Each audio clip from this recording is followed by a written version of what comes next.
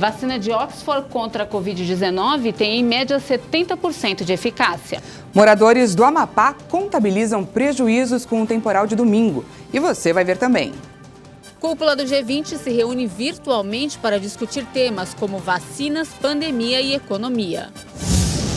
Rio de Janeiro tem manifestação pacífica pela morte de negro na loja do Carrefour.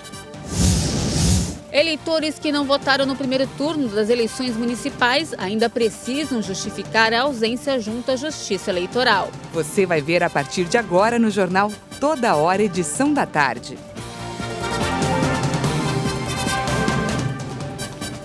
Olá, boa tarde para você que acompanha o Jornal Toda Hora. Uma boa tarde para você. Estamos chegando com as principais notícias do Brasil e do mundo. E a gente abre essa edição falando da vacina de Oxford contra a Covid-19, que tem em média eficácia de 70%. E a proteção foi de 90% quando aplicada em meia dose, seguida de uma dose completa. Segundo a Universidade do Reino Unido, não houve casos graves envolvendo os voluntários do teste. A Universidade de Oxford afirmou que a vacina desenvolvida em parceria com o laboratório AstraZeneca é 70,4% eficaz contra a Covid-19. A análise inclui dados das fases 2 e 3 da pesquisa no Reino Unido e da fase 3 no Brasil. Há testes ainda sendo realizados em 24 mil voluntários no Brasil, na África do Sul e no Reino Unido desde abril deste ano. Um dos regimes de dosagem mostrou eficácia de 90% quando administrada com meia dose e uma inteira, enquanto o outro mostrou eficácia de 62% com a administração de 2 doses inteiras. Segundo a universidade, a vacina também é segura, já que não houve casos graves ou hospitalizações envolvendo os voluntários do teste. Outra vantagem é que pode ser armazenada, transportada e manuseada em condições normais de refrigeração, entre 2 e 8 graus Celsius, por pelo menos 6 meses.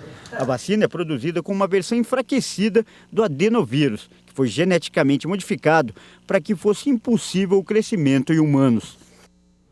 Na semana passada, 2 outras vacinas contra a Covid-19 da Pfizer e da Moderna divulgaram resultados positivos e uma eficácia de mais de 90% em estudos da última fase.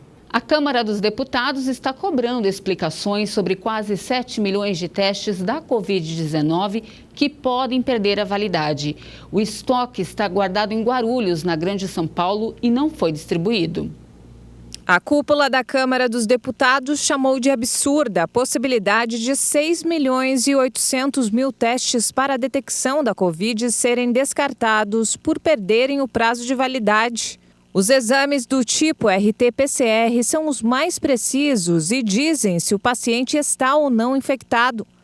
O material está estocado em um galpão em Guarulhos, na região metropolitana da capital paulista, e custou 290 milhões de reais à União. Nesta semana, a comissão da Câmara, que acompanha a pandemia, cobrou providências a respeito do estoque que não foi distribuído.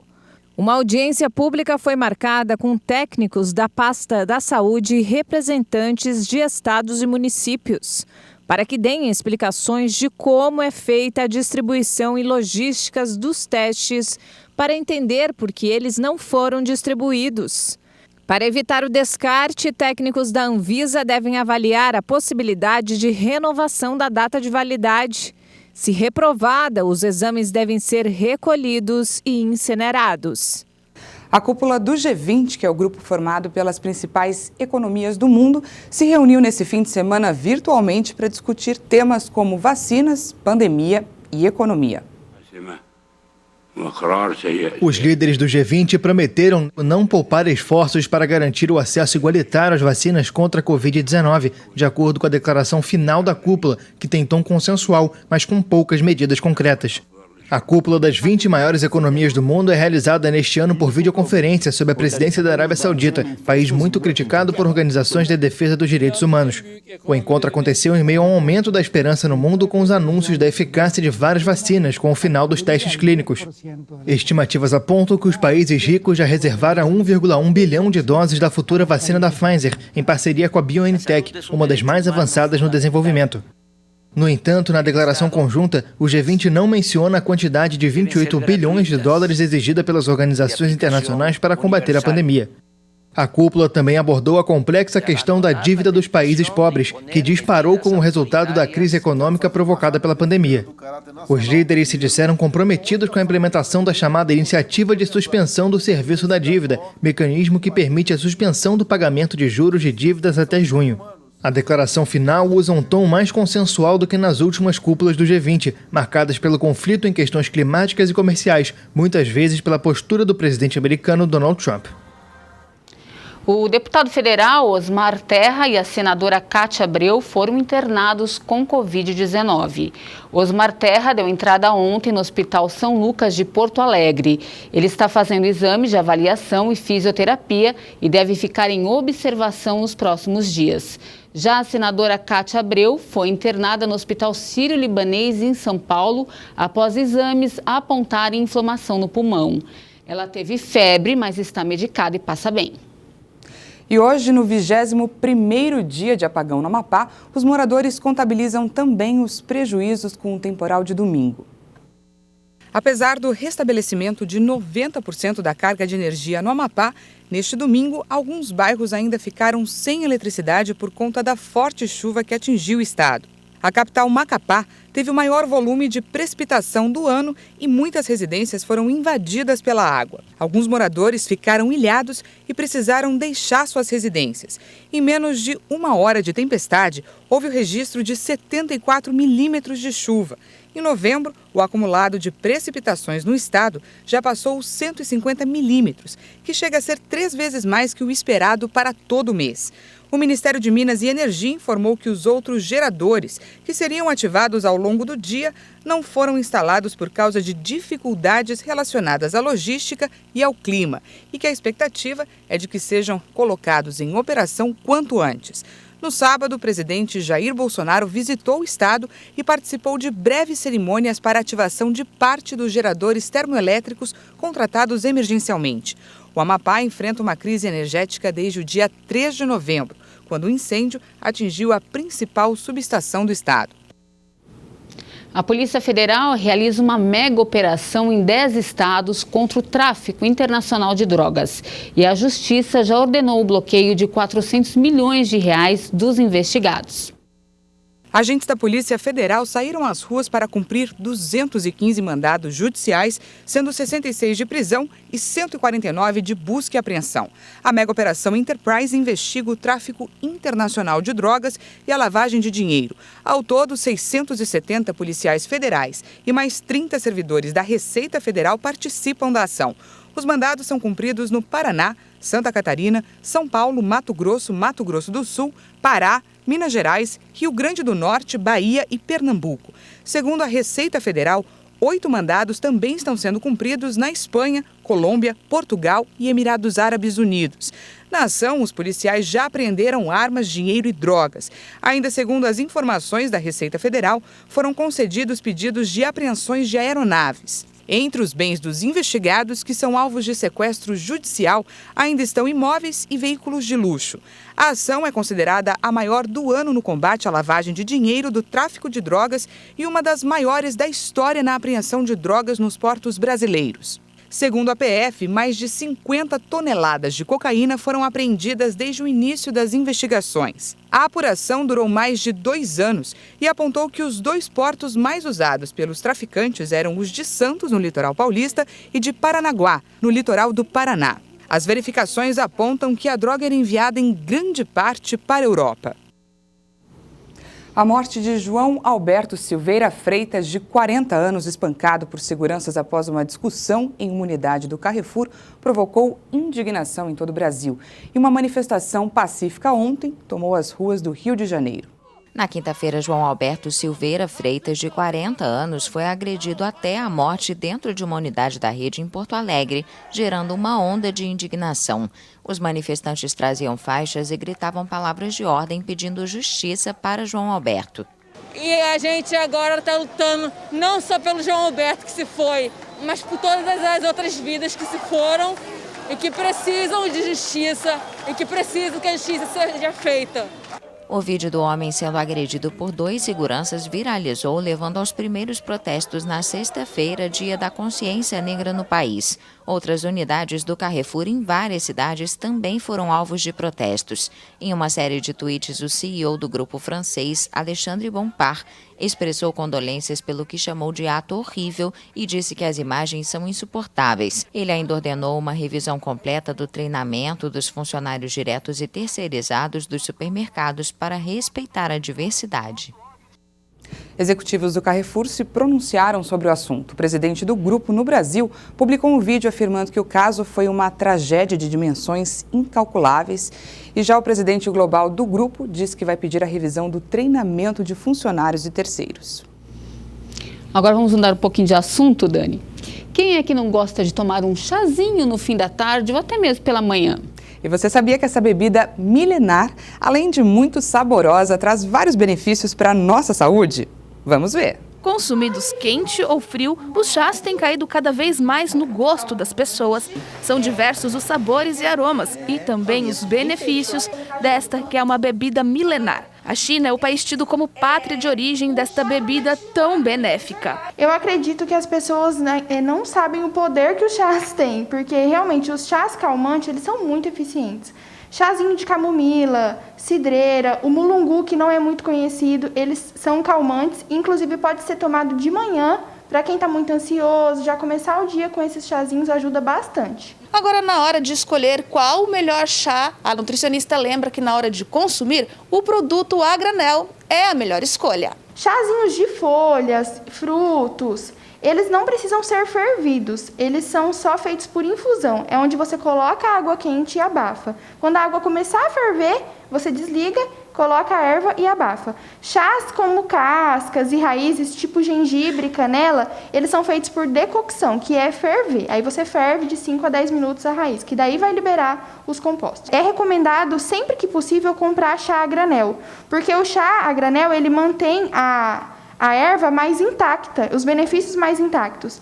Os chazinhos de saquinho, eles são produzidos em larga escala, então eles são mais triturados, já acaba perdendo um pouco dos compostos. A ingestão de chás, ainda de acordo com a nutricionista, aumentou por causa da pandemia e pode auxiliar com eficácia para amenizar sintomas como de ansiedade, por exemplo. Mas alguns cuidados devem ser tomados com relação ao consumo. Os chás estimulantes que contêm cafeína, eles atrasam, eles empurram um pouco o sono. Algumas pessoas relatam que não sente diferença, mas mesmo sem sentir, a cafeína vai atrapalhar a qualidade do seu sono. Então, o recomendado é que tome até no máximo 5 horas da tarde, os estimulantes. O chá de gengibre e o de alecrim, eles são extremamente digestivos. O alecrim, ele tira aquela sensação de distensão abdominal quando a barriguinha fica estufada. Então, é ótimo pós-refeições. E o gengibre, ele é excelente para náuseas e vômitos. Ele alivia muito esses sintomas de náusea, dor e vômito. O chá de hortelã, ele não é indicado para quem tem refluxo, ele agrava o refluxo. Então, até para quem vai comer qualquer comida com hortelã, quem tem refluxo não é indicado. E tem muita gente que toma o chá de hortelã pensando em ser digestivo, né? No pós-refeição, e ele acaba agravando. Há mais de 30 anos, esta engenheira agrônoma trabalha com plantas medicinais. Ela salienta que todos os chás devem ser consumidos de forma moderada, mas garante a eficácia dos fitoterápicos. A gente recomenda, assim, que as pessoas tenham muito cuidado para usar plantas que são conhecidas ou indicadas por um profissional de saúde, né? Nas UBSs tem muitos profissionais que podem indicar. Ou ler sobre a planta. Mesmo no alimento, cada pessoa precisa observar aquilo que lhe faz bem. Por exemplo, a melissa é indicada como sedativa. O capim-santo é indicado como sedativo, para baixar a pressão. Mas eu já vi relato de pessoas que falam, não, para mim ele fez o efeito contrário. Então, primeiro tem que observar, cada um observar o seu organismo, né? Tomar numa dose baixa primeiro e se observar. E para você que está no canal Hit Notícias, a gente volta depois do intervalo com outras informações.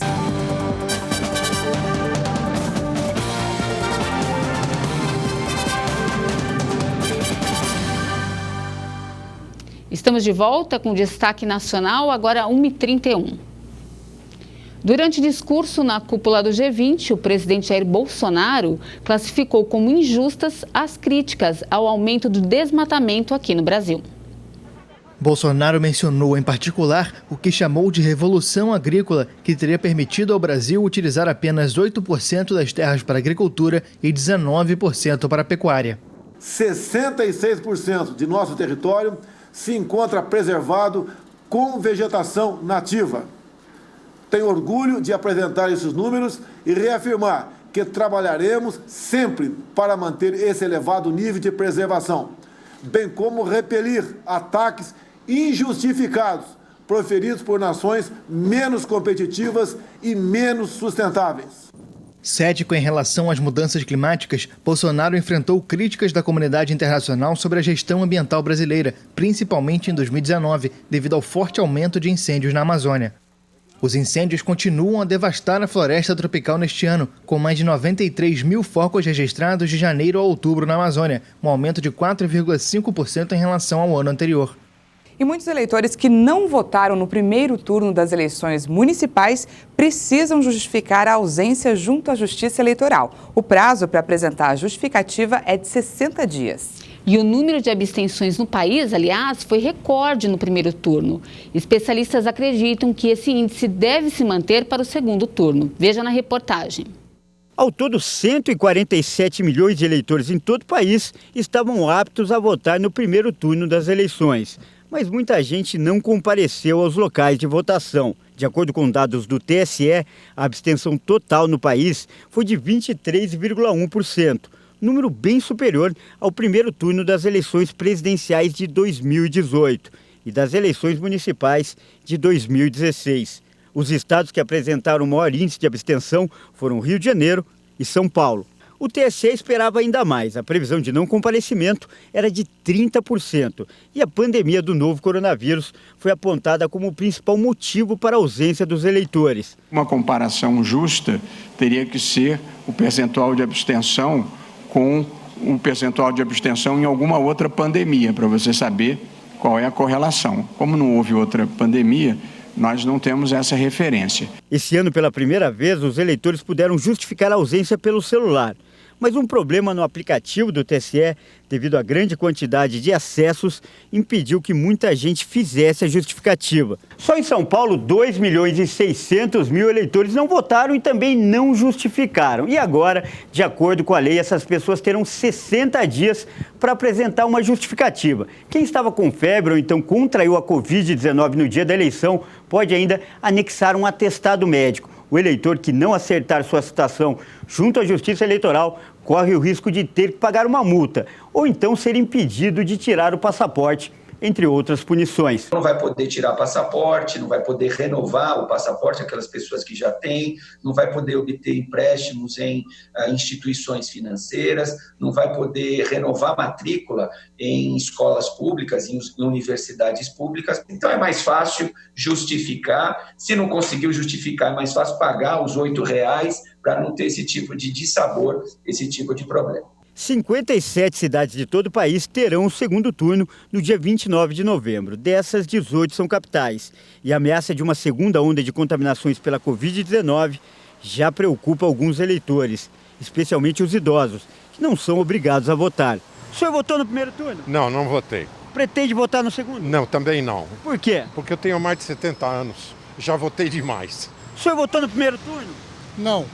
Pretende votar no segundo? Também não. Por quê? Eu pago multa, mas não voto. Especialistas consultados por nossa reportagem acreditam que o índice de abstenções não deve apresentar grandes variações no segundo turno em relação ao primeiro. Os números devem se repetir, né? E eu acho que a influência do Covid se manifestou muito no primeiro turno, porque os prefeitos que fizeram um combate bom ou razoável, né?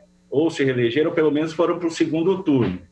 Os que foram mal no combate ao coronavírus, mesmo prefeito eleitos, assim, ficaram em terceiro, em quarto, tiveram derrotas acachapantes. Então, esse é o novo normal. Quando que uma epidemia, uma pandemia, era um assunto majoritário numa eleição. São Paulo é uma das cidades que terá o segundo turno. E na capital paulista, mesmo com a ameaça do vírus, muita gente pretende votar. Uma pesquisa feita pelo Ibope aponta que 89% dos entrevistados garantiram que vão comparecer às urnas. A senhora votou no primeiro turno? Votei. E agora no segundo turno, a senhora pretende votar novamente? Exatamente. Vou votar, com certeza. Eu acho que a gente tem que votar porque a gente está num país democrático, né? Eu vou fazer o quê? Tem que votar, né? Vou votar. É o mínimo, né, que você pode fazer pelo país, porque o resto você não pode fazer nada, só votar. Se você quiser rever essa e todas as nossas reportagens completas, acesse o nosso canal no YouTube. Essa edição fica por aqui. Obrigada pela companhia e uma ótima tarde para você. Uma boa tarde e até mais.